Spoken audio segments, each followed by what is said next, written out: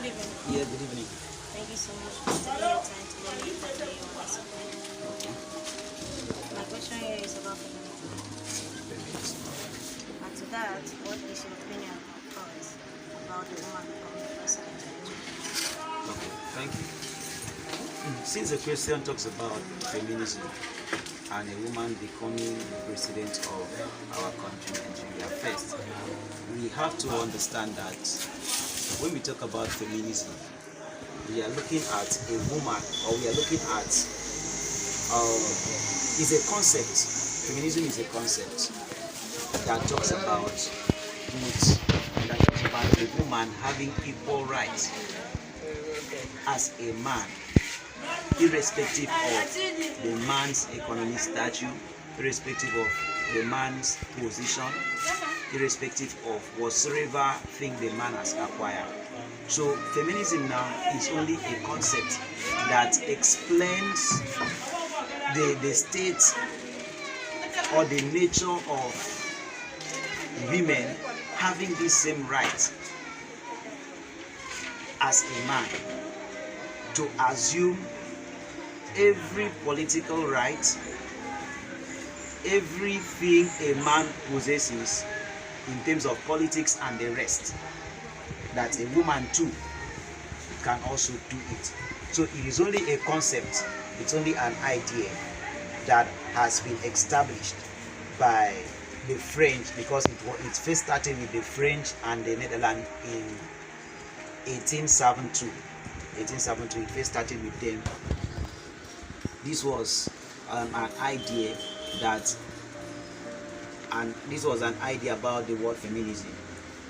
Now, you look at Nigeria as a country. Before now, women have been taking part in the ruling of the country, because we talked about the pre-colonial society. That is how the Africans, or how we Nigerians were before the coming of the whites, the pre-colonial society.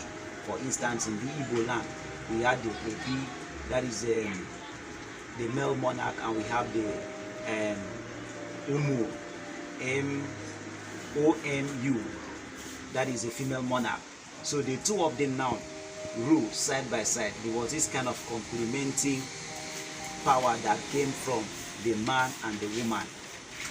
And as time progresses, we see women losing this very stool.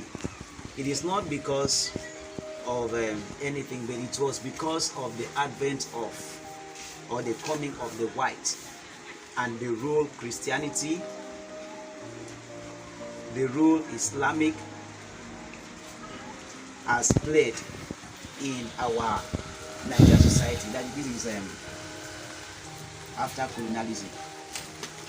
That's the role of colonialism, the role of Christianity, that's religion, the role of Islam that has played, that has made this decline or reduction in women taking part in the politics of our society.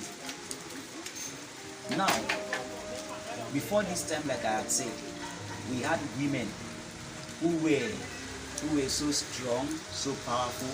For instance, in Nigeria, we always talk about the likes of Queen Amina. She was a woman. She possessed this kind of power until she became a leader. We also had another Queen Nefertiti of Egypt. So we see that in Africa, we have women who were leaders, who were automatically rulers, even before the coming of the whites, the Arabs, and the introduction of various religions. So with this, they became a decline in it, and gradually, women also started losing their stool of leadership in our society. Now, if you look at the works of Margaret Atwood, she was a women leader that pushed for women emancipation, women freedom. So now the idea of feminism now boils down to the thinking or the thought of freeing a woman from the bondage that she cannot contest election, she cannot do this, she cannot do that. That is how this idea came to be. It is basically to remove that idea from a woman, that a woman cannot contest election. So that is what feminism does. Now we have different classes or different school of thought about feminism. We have the liberal feminism, we have the Marxist feminism, we have the postmodern feminism. These are all ideas or school of thought that tries to give their own view about what feminism is all about. But particularly, I so much love the liberal feminism because it gives a woman an insight. It focuses on women advocacy, women participation in politics, which will now come to the question you asked: what is my view on how or why I think a woman will become the president of this country? So, having given this background, now the women have problem. The women have problem. Now, this problem the women have is what makes them not to become the president of the country. It's not as if I am saying that they cannot. I am not going to say that a woman will not become the president of this country. But there are some certain things, certain factors that make a woman not to become, or women not to become the president of this country. Now, one of the characteristics of a woman is that a woman is full of pride. Even when women will come around to fight for gender equality, whereby if a man should be in this office, the woman should also be in the same office. You will still come to see that among the women folk, you will still see women fighting, quarreling, hating themselves for a particular woman for that very office. And as such, it becomes a problem that a woman cannot live. So on the other hand too, we have this other belief why a woman cannot become the president of this country has been, I'll look at it from the angle of religion perspective, whereby we always believe or have this biblical ideology in us that it is always the man that is the head of the family. You understand? So with this doctrine or teaching from the religious perspective, it becomes very difficult for even we to vote for a woman, because it's like having a family, and which we know that it is always the male that is always the head of the family. And you see now, you are giving a position that a man supposed to occupy to a woman.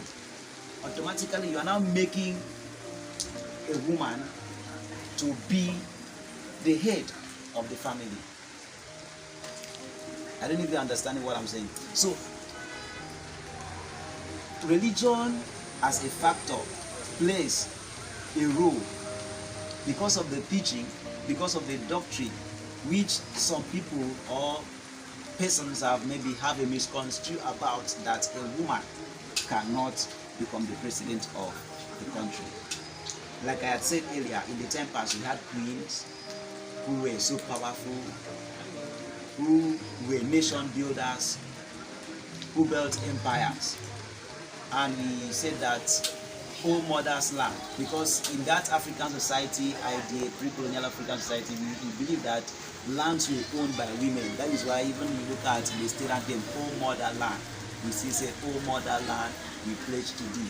That is, the land belongs to the women, and as such, it is the women's right to be ruling. But the idea now has changed, has no longer been so, and as such, women are not taking part in politics, they say. Women are not taking part in politics, and that alone affects them, and which they cannot become the president of the country.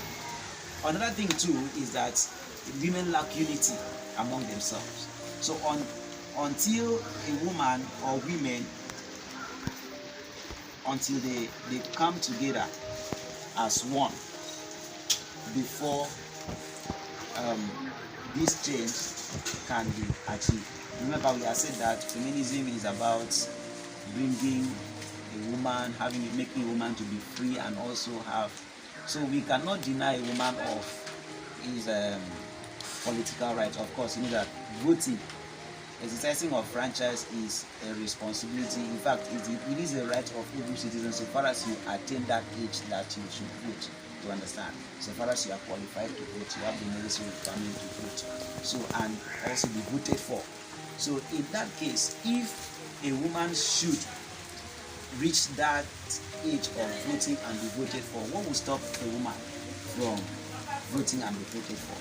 There is nothing that will stop them. So it's back to your question, it's very difficult. It's very difficult for a woman to rule or to become the president of our country. Considering the structure, the nature of our country, how our country is, a woman will not have that stamina, will not have that shock absorbing spirit to control. She won't be able to stand it. But a man will be able to do what? Stand it. Another factor too, why it is believed that a woman cannot become a president in our country today is because of this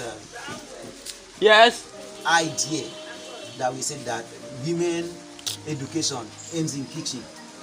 So a woman assuming such position is somehow. So people would not want to, because how can I, as a married man, and I see my wife going to such a position? I will not allow my wife.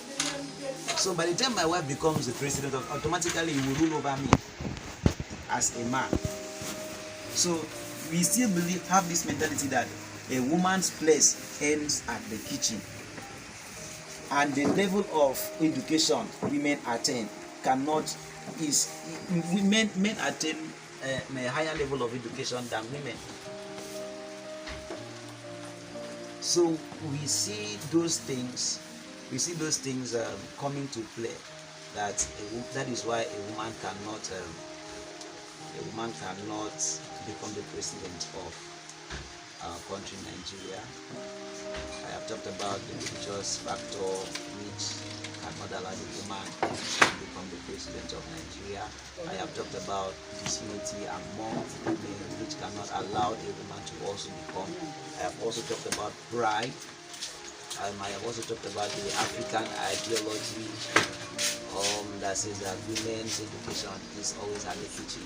That no matter the level of education you attain, you always come back to the kitchen. This has been the belief of every African man, every Nigerian man. You understand? So these 4 factors, and also pride, these 5 factors, or these factors mentioned, contribute to women as a whole not being the president of our country. I am not saying that they will not, or the future will not tell well that a woman will become the president. I don't know. But for now, it's difficult for a woman to come out to say that she is going to be the president of this country because of those things I mentioned. And for this to be achieved, for a woman to be able to come out and say that she is going to stand election and is going to contest for election for the office of the president, one, women must stand out to take more active participation in politics.